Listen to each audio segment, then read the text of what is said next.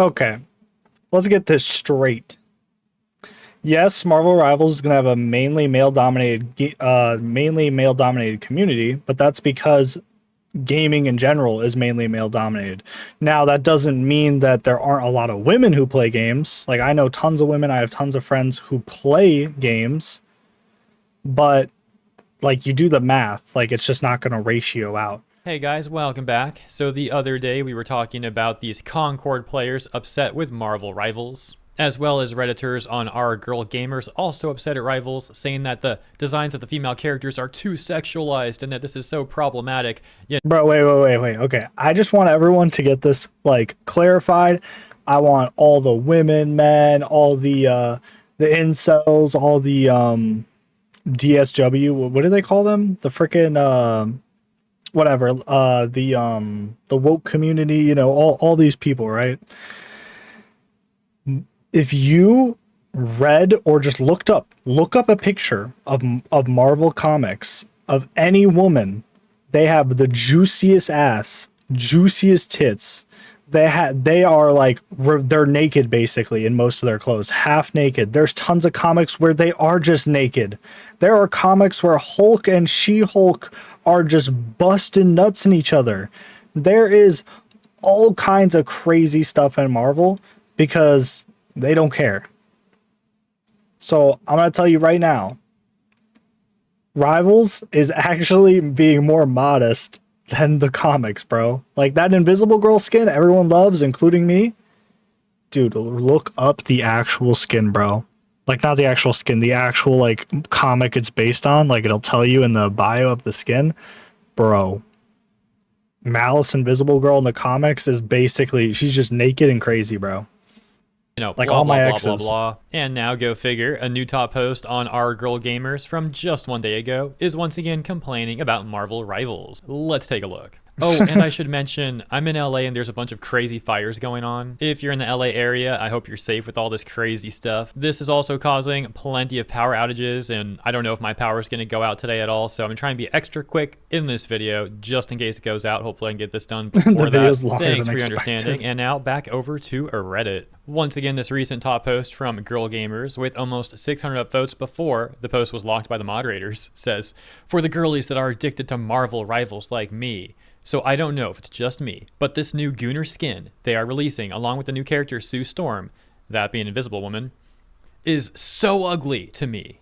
Her default is so much prettier. And no, I am not trying to say that showing the curves of women in games is always a bad thing. I think Psylocke's skin is very pretty too, even though it's Gooner material. If done tastefully, I think they're very cute. But if her behind and legs were covered, I bet you no one would be buying this skin." No, that's not true. You know why? Because that skin is badass, even without the Gooner material. Like it's a bonus, right? Right. Second, I'll be real. I just don't like blonde girls. Like it's just not. I like. Not saying they're not attractive, but like it's just not really like my type, right? So, Invisible Girl with this skin on is like 10x hotter than her normal skin for me. Even though her normal skin design is very good, obviously, since everyone's gooning over even her normal skin. Very disappointed, to be honest. And there you go, there is the skin being referenced, the Malice skin, which is based on a comic where Invisible Woman did become this Malice character, a villain. I'm really not familiar with that comic, but that's what I saw looking. Yeah, basically Reed Richards dies, she loses everything, and she goes crazy because she gets her mind corrupted, and yeah. It up. And for additional context, frame of reference here, this is Invisible Woman in her default skin in-game in Rivals, and then here's an example of the Malice skin being used in-game. The only thing I find disappointing is in her trailer for this skin, she's got this really cool red energy, but in the gameplay apparently it's going to be the same standard blue as which is normal, stupid. Which is understandable though, because it might be confusing for people to have like an Invisible Woman with red energy. So they're bro, I don't care if it's confusing, it's dumb, bro. Like, including since that's like a legendary skin or something. Probably just trying to keep things simple and keep it blue. Maybe also reduce costs, but these guys got a lot of money. They're probably just thinking from like a gameplay perspective, I'd imagine. Back over on Reddit Girl Gamers, the post we were taking a look at, we've got a top response that reads, "This stuff peeves me. The bottom half makes no sense with the top half. I get it, sex sells, but JFC. Not every single thing has to sell it, especially if it's some cool armor, but you say screw it to half of the design. Typical easy Coomer bait. It's already in pretty much every other game alive. And then there's already other gooner feeding characters, but I'm just a silly stupid Jeff main. Also, the bodies are comical. Most of them are rail thin with twig waist and triple BBLs. Also, broke back syndrome. It's comical and cheap looking, besides Squirrel Girl, one of the only remotely non-broken whack looking body. And I'm thin, so it's not because she looks like me, lol. Don't get me started on Penny Parker, and why her depiction pisses me off. Of course, I'm not a man with male gaze though. Another topic. Okay, I'm gonna be real. I didn't know this either until I looked at her bio, but Penny Parker is like 14 or 15. I don't know. It says she's a teenager. Bro, like, what do you mean? Like, bro, and on top of that, what's it called? Squirrel Girl, like, she has the same back thing, like the bent back, like that's what they're talking about. Like when you sit up straight, that's how your back looks when you sit up straight. If you're sitting like this, where your like back's hunched forward, but your neck's like still straight, but you're kind of like this, that's where your back is. Like your back is not supposed to be straight as a human woman. Now, like, because like, you know, you have tits and ass, like they kind of, you have to like distribute the weight. But now if like you're a dude, like even like guys' backs aren't completely straight, like they curve inwards a little bit too. There's not as much. So like no guy, like nobody's like walking around with like the straight, like completely like, you know, 90-degree angle back. Like that's not how spines work. Response Like, says, what? honestly, and I'm honestly just saying this here because I'll get yelled at if I say it in another subreddit, but I'm kind of annoyed Sue Storm is a support. Wow, guys, I think she's honestly being honest about this. Continuing, she says, I assumed she would be because it's not like all the supports have healing powers necessarily in the comics, and tanks slash DPS slash healer roles should be discernible at a glance in hero shooters, which kind of necessitates them being designed with different silhouettes. I get why they did it, and it's what I expected them to do, but I was still kind of hoping she'd be a tank. The whole girl equals support trope annoys me so much. Okay, but in this game, you've got female characters who are tanks, DPS, and healers, and you've got male characters who are also tanks, DPS, and healers. Yeah, in other what? words, that complaint really doesn't make sense. As a matter of fact, right now, before the release of Invisible Woman, there's currently more male characters who are healers than female characters who are healers. For the male healers, you've got Adam Warlock, Jeff, Loki, and Rocket. That's crazy. And for female healers, you've got Cloak, Luna Snow, and Mantis. So yeah, that user is making a terrible point. Okay, no, let's get this straight. So no. You have 1, 2, 3, 4, 5 male supports, and then you have 3 female supports because Cloak is a dude, and then you got Dagger, who's a girl. So, you know, just saying, like. Then we've got this one that says, I really hope this doesn't become a regular thing for them. The initial designs were more or less okay. Some egregious stuff, but it was manageable. If they're just going to do skins like this for every female, then I'm going to unfortunately lose interest pretty quickly. She can have sexy skins, please just make them actually sexy. So similarly to the other comment, I think these people are making bad points because they're too hyperbolic. Currently, there's only 2 very revealing skins in game, one for Psylocke, which is like her classic outfit, and now this one for Invisible Woman, which is of course the Malice outfit. So yeah, it's not even close to every female character having skins like this. And I don't get why these people can't critique the skins without being so over the top and dramatic about it all. Like as I've said in other videos too, I'm not a fan of very revealing outfits in general. For example, I did buy an alt skin for Psylocke, but not her original outfit that's really revealing. I bought the pink Sakura version of the current outfit, the like default outfit I mean. I think the default outfit and the pink version of it just look better in my opinion. And I believe that outfit was also made by Peach Momoko, who is a very talented Japanese artist who has done a lot of Marvel art. So yeah, I like cool. that skin a lot. Finally, but I that also takes me like back her to booty another skin. point that I'd like to make regarding the OP, who did mention Psylocke skin, saying, quote, I think Psylocke's skin is very pretty too, even though it's Gooner material, unquote. So presumably by saying Gooner material skin, they're referencing the original outfit from her comics.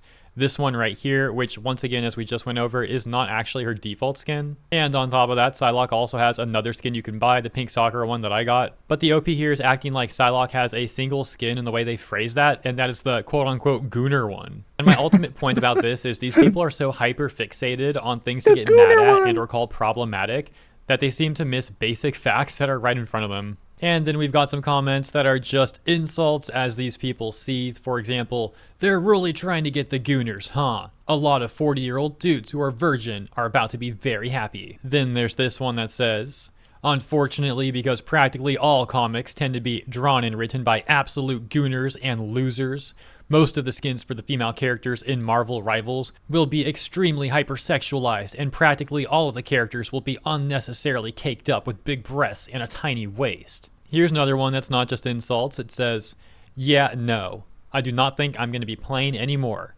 I honestly am just growing more and more tired of this, and I was honestly pretty excited for this update.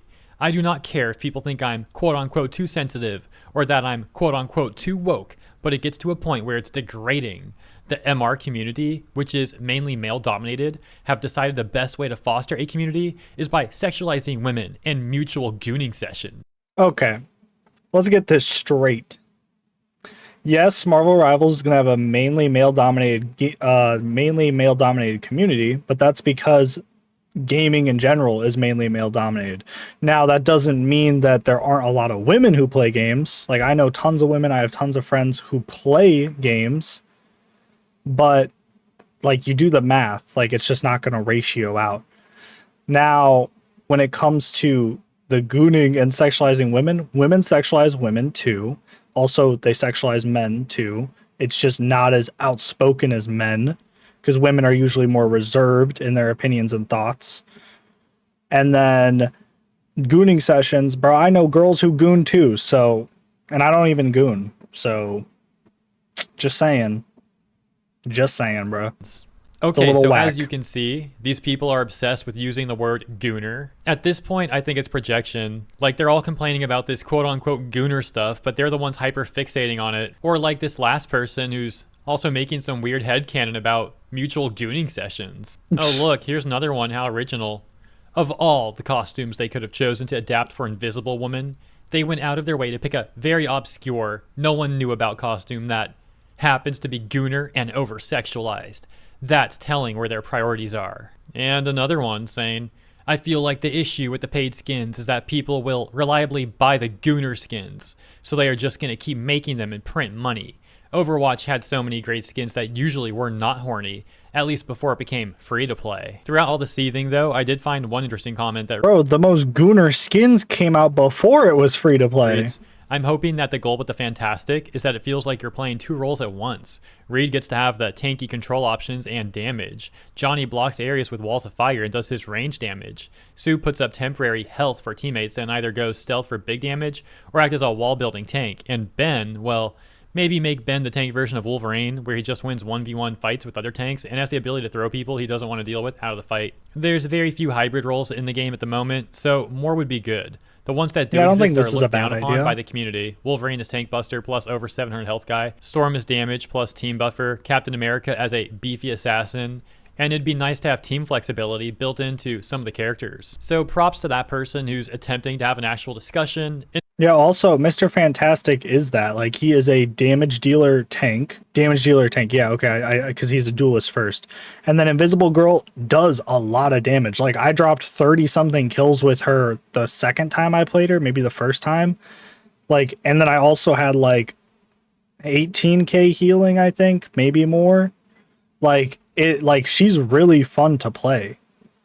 And so is Mr. Fantastic. Like, I think I'm actually going to main Mr. Fantastic for Duelist. That's what I've been playing a lot. But, you know, guys, I'm a Loki main at In a heart. subreddit post where most of everyone else is simply repeating the word gooner over and over again, and or making very hyperbolic points that don't have any actual merit. But yeah, I'm going to leave it there. This video was already much longer than anticipated. Thankfully, the power didn't go out after all. Still, I did rush this more than I'd like to, but thank you all for understanding. Hope you enjoyed the coverage regardless, and if you did, consider liking and or subscribing. Appreciate you. See you in the comments and in the next one.